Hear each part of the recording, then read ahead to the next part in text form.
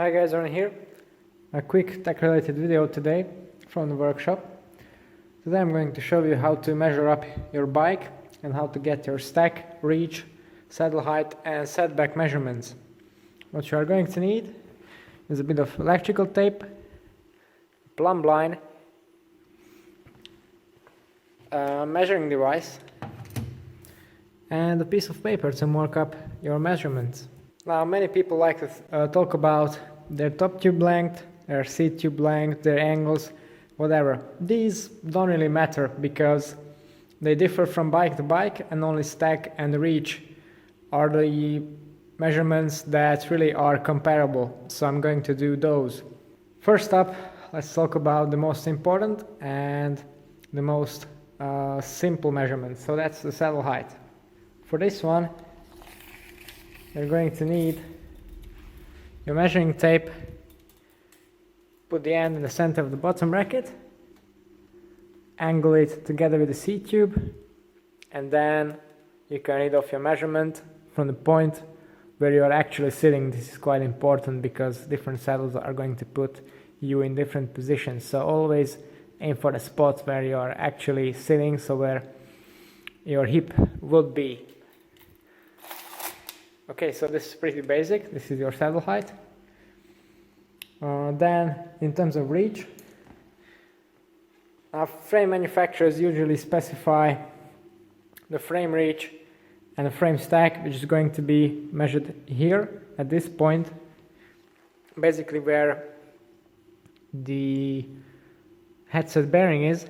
I'm going to measure my bar reach and bar stack because obviously that's your total number and that's the one you're actually interested in. So in order to do that, you glue or attach your plumb line to your handlebar. Try to stabilize it, of course. Yeah, I can't really do that with one hand. And then, again,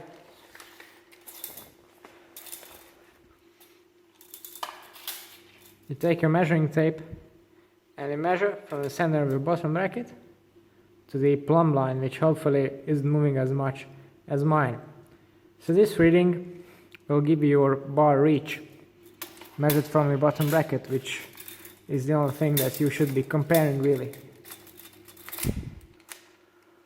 Then if you want to measure bar stack, then first you take a measurement at your plumb line from the top of the bar to the floor. Then you take the same kind of measurement from the center of your bottom bracket axle, or your crank axle, sorry, to the floor. Subtract this one from this one, and you've got your bar stack number. And finally, we want to measure another important thing, and that is saddle setback. For the setback measurement, you again attach your plumb line to the front of the saddle, to the very edge, and then you take your tape measure and measure again the distance from the center of your bottom bracket to your plumb line, and that's your setback measurement. On the time trial bike, the saddle measurements are exactly the same. The front end is slightly different because you take your stack and reach measurements at the rear edge of the pad, and you have one additional measurement which goes from the tip of your extension or your shifter to the bottom bracket, which is what the UCI measure, and it's regulated. Okay, so to measure your pad reach, again you attach your plumb line and you take your tape measure and you measure from the plumb line to the bottom bracket. Now it's quite easy and practical to do this while the bike is on the trailer. Of course, you have to remove the front wheel wedge in order for it to be accurate, and then you can measure basically the stack, the pad stack, in the same manner as we did with the road bike. Okay, now I have my plumb line attached to the front of the shifter where the measurement is being made. And again, I measure the distance from the plumb line to the bottom bracket. And this basically sums up all the measurements we need to set up our bike each time at exactly the same configuration or transfer our settings to a new bike.